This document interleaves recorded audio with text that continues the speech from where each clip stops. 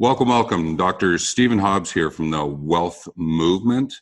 And this is part of the Wellther Series. It's people who I have met and I've had some great dialogue with.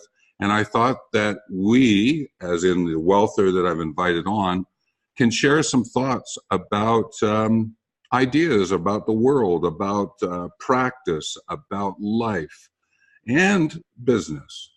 And today, I have Indra Singh with me, and I met Indra through the EBC, the Evolutionary Business Council. She's a new member who's joined, and I just reached out and said, hey, would you like to chat? And it was because she shared a video of her foraging in the forest, and I'll let her explain a little bit more about that.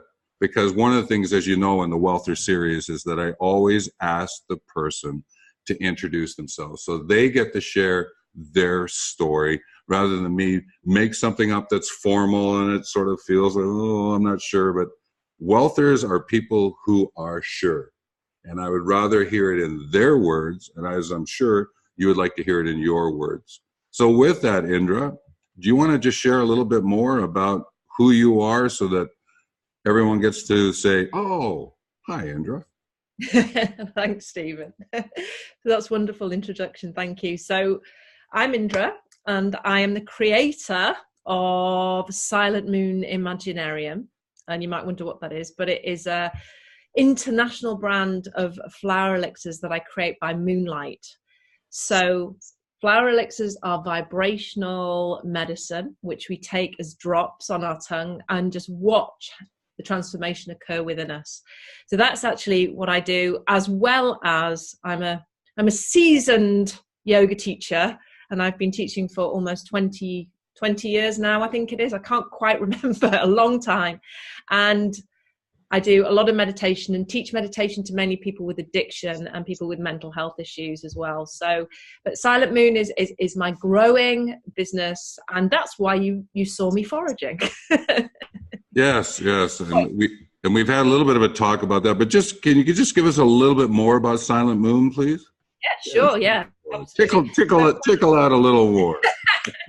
So Silent Moon came about a number of years ago. I'd say about 3 years ago, when I was actually finding out that I could channel flowers, and I could actually sit with flowers and work intuitively with flowers, and they would basically tell me what they were all about. I would channel them, sit with them, and notice that as I worked with them, they would tell me, each one of them would tell me their individual properties that they could heal, and they could heal within us. And so at first I sort of sat back and thought, okay, I've got this power, I've got this wonderful intuition. And I started creating the essences, first of all, just for me to work with, and just to see how both me and my family and friends could, what we were getting from it. And it was working. It was really working. And very similar to, Bach flower essences, Alaskan essences that are out there internationally also. They work in the same way. You take the bottle and you take it on your tongue and you just watch for the transformation to happen. However, as I started creating more and more and more of these essences, I realized that it was moonlight that I really wanted to work with, because the nature kingdom not only has the benefits of the sun that help us to heal, but the moon also helps us to heal. And the big thing for me was to look at our shadow within us. I'm kind of one of those people who likes to disrupt rigidity, so to speak. So I don't do things by the norm, and I create my essences by moonlight. So I create them at nighttime. So I work with the energy of the moon cycles themselves. Now, I'm not an astrologer. I just work with the energy of the moon intuitively, and that's what I love to do. I need to make it a point that I'm not an astrologer, because people often wonder if I am, but there's no astrology goes on there. It's just the cycle of the moon at that particular time when I choose to make a particular flower essence itself. So the energy of the moon allows us to look at our shadow within it, look at those sides of us that maybe we don't like to look at as humans, and we all have them. We all have them within us, whether that be anger, jealousy, resentment. They're there within us. We're not all just pretty faces all the time. They're there, and they need to be looked at and acknowledged and accepted. And when we start to accept who we are, which is what the flower essences help us do, mine particularly, we start to accept ourselves for our wholeness. And then that's the bigger picture with what I do with my retreats, within Silent Moon and my one-to-ones, is to get people back to their authenticity. So that's really it with Silent Moon. That's what I do, get people back to their authentic truth. Oh, that's great. Yeah. And I know that we've had some discussions, dialogue before, and that's one of the reasons we've got together, obviously, folks. And I remember there was a word that you spoke about, and I gave my interpretation of it. It was the word raw. And if you remember, I said it was about ready, able, and willing, because I deal with competence verification, right? And some people are getting to know me through that, but your use of the word raw is slightly different. So do you want to just share, because I think this is a kind of a neat way to jump into getting to know you a little bit more. So what does raw mean to you, or how do you use that word again? Well, I would use the word raw is intensity and also vulnerability. So it's almost like stripping away the onion layers. I use that analogy a lot because it's an easy one to see. Getting back to the center and pulling away all the onion layers to get to that place of the natural self. So to me, that's the rawness of really letting go, of just really dropping and coming to that truth within us. It's a hard place to go to at times, but it's wonderful, and I just love that embracing of the word raw. I'm kind of one of those people who likes to exist in raw. So it's one of my favorite words. Right. So, yeah. Well, there's something similar there in terms of you when you're doing your competence. Like I work with mentors and how to help them become competent. You got to get back to peeling some of the onion back to be able to do that as well. Is to stand in that space of being for the world as a mentor. And I think what you're talking about is through the essences, through even some of the yoga practice you're using, I'm thinking is you can help people get back to that authentic rawness of them. And that's what I like when you were sharing it, rawness, the state and quality of being raw. And there's something about that that's just kind of neat. Now, I also know that laughter is really important to you. Not that you ever laugh or anything like that, right? So, I've got humor. and I know that's sort of a little inside joke, is because we've had a couple of good laughs as well. So, but how does laughter fit into what it is that you're doing? I think because I'm going to get serious now, weirdly, because come on. Because I spent a lot of my life being miserable and not allowing myself to laugh. And that came through depths of depression as a teenager and eating disorders and a really tough place to almost I would say that I was in one of those places where I didn't allow myself to have fun. And as I got older, sort of past 25, had my first child, and I realized actually life is fun. Life is, it's there to be laughed with. We need to laugh at ourselves, because if we don't laugh at ourselves, we can get ourselves into some real messes. And I've noticed when I allow myself to have fun and laugh at some stuff that goes on in my daily life, that can just be like, what? If I start to allow myself to have fun, then it just changes everything. It turns it around, and I get that contrasting experience. So that could be anything from, just stepping out the door and doing something that you love to do that makes you laugh. It could be putting something on, a comedian on, I love to put comedians on, but really, to be honest, Stephen, I think I'm the funniest person I know. So we'll go with it. We'll go with it. Well, there is something about that. It's because I used to talk about what was called simply serious fun. Yeah. That's how I referred to it when I was doing some of my work with teams and groups. And they would shake their head at me. I'd walk in and talk about it, right? It's simply serious fun. And then they would start to break it down and go, oh, I see where you're going with this. And we would have a little bit of a hoot and holler, and off we went, right? And yeah. Well, I know it's one of the, and I'm going to have a little pun here. It's one of the essences of who you are. Absolutely, And absolutely. and the background story you just shared, certainly gives us an idea of that. But that laughter, I know, and running out the door to do something, all right, there must be some spontaneity in your life. You must look at being spontaneous to some extent. So spontaneity, spontaneous. How about that word? Where do you go with that one in your life and your business? Well, for me, I mean, Silent Moon is about spontaneity, because if I'm not spontaneous, I can't work with nature. I mean, something very, very precious happened this weekend for me when I was creating Bluebell, and I can share it here, even though it's not out it's not out with the public yet, but I'm quite happy to share it here because it just acknowledges that word itself. When you work with nature, you can't expect anything because nature will not allow it. If you're expecting, for example, I expected to make Bluebell this weekend, as in the bluebell, blue flower that we see, and that's our vision.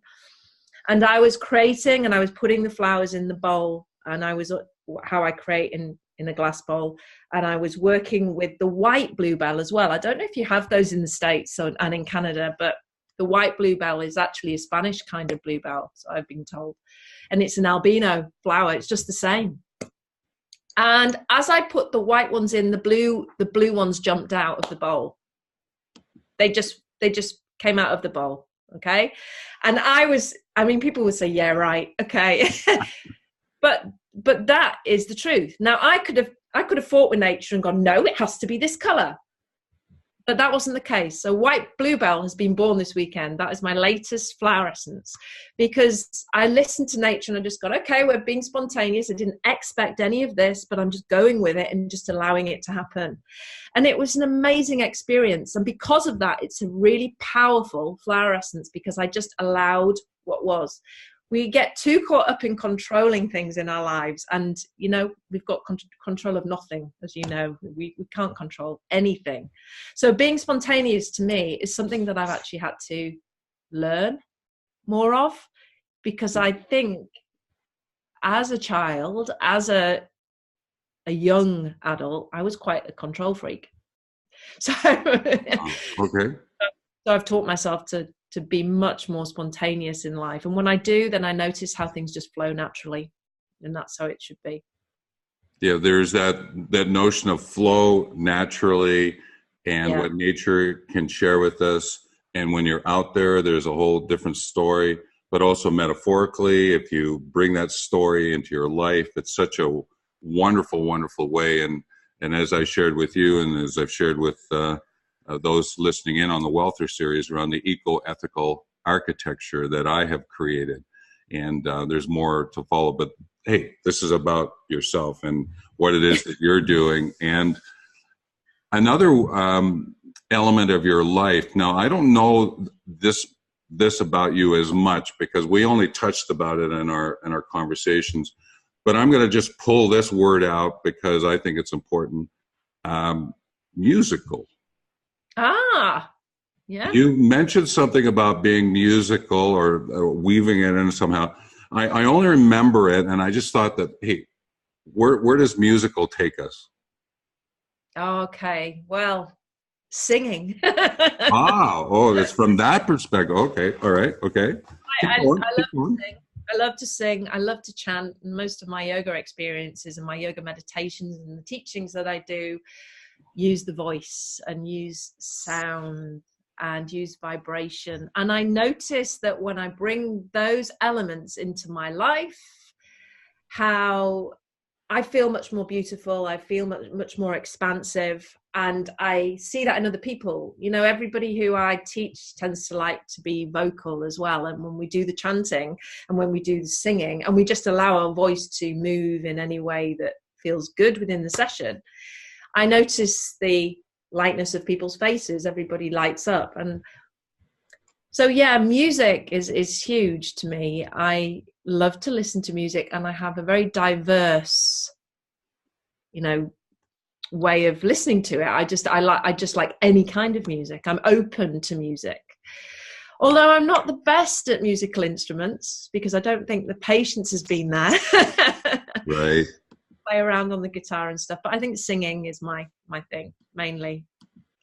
I asked you for what would be an important word, and you gave me a word phrase, and I thought that this would be kind of a fun one because I don't know where we're going to go with this one, but this is the phrase that you said, hey, let's have a quick chat about this one. And I said, okay, here we go. So the phrase is, folks, wonderful mess.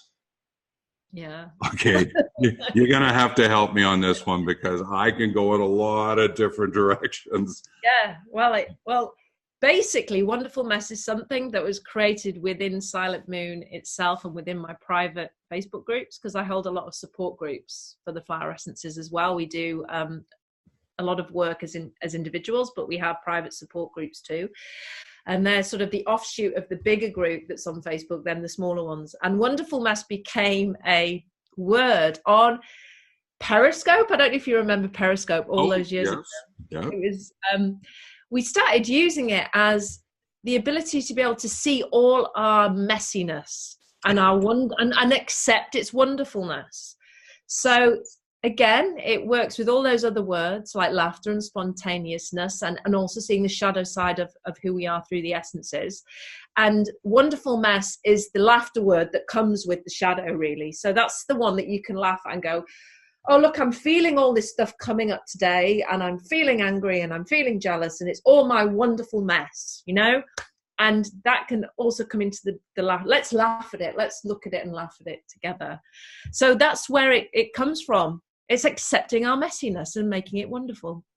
Okay, I kind of thought I had a bit of a hint of where you might go with that, but I'm sitting here going, Wonderful Mess, the autobiography of one who engages with life and being the best for the world. It would be like a really great book title as well, right? And I went, okay, I see where you're going, because that's where I immediately went to. Is I'm a book, Wonderful Mess, but it's great that you filled in what some of the pages could be about. And it could be an autobiography that a person could write, true? Yeah, absolutely. Yeah, I'm on it now. Okay. Well, from your point of view as well, but I'm thinking for the people who are listening in, because like some of the, where we've been today, you know, the raw essences, the wonderful mess, the notion of musical, right? Because I'm not one who plays an instrument either, but I'll sit around a campfire and belt out a tune every once in a while, right? And I've got my favorite campfire song, but and those kind of things. So there's some elements of life that we sort of have drifted away. Would you agree that many people have drifted away, and we've got to let's bring some of this back together into our lives? So yeah, absolutely. Totally agree with you. For today, because we're probably heading towards our close-up time for today, but would you get together and maybe chat again, maybe a couple more times? Would you be willing to do that with us? Yeah, absolutely. I'm kind of liking that we could probably create a series here, not a oneer, but maybe we'll see we do a multiple series and explore it a little bit. But one of the things that I do when I close off a video is there anything of today's conversation, a word or a thought that you want to leave with people? Oh, creativity. There's two actually, alchemy and creativity. It's allowing yourself to be creative and create that goldness from, you know, the alchemist always reminds me of creation of gold, and finding that gold within you, getting it out and creating it. It's almost like, what is your creation? Everybody is creative, and it's just about drawing it out of you. And so I'm going to be cheeky and say two words. That's okay with me. The creative alchemist. Well, I'm thinking maybe why don't we touch a little bit more about that, because creativity is a word that I share called the creative essentials. And I think maybe let's explore that in the next video. Is that okay? Yeah, of course. Great. Okay. So why don't we leave it at that? That gives us our time for today. So thank you very much.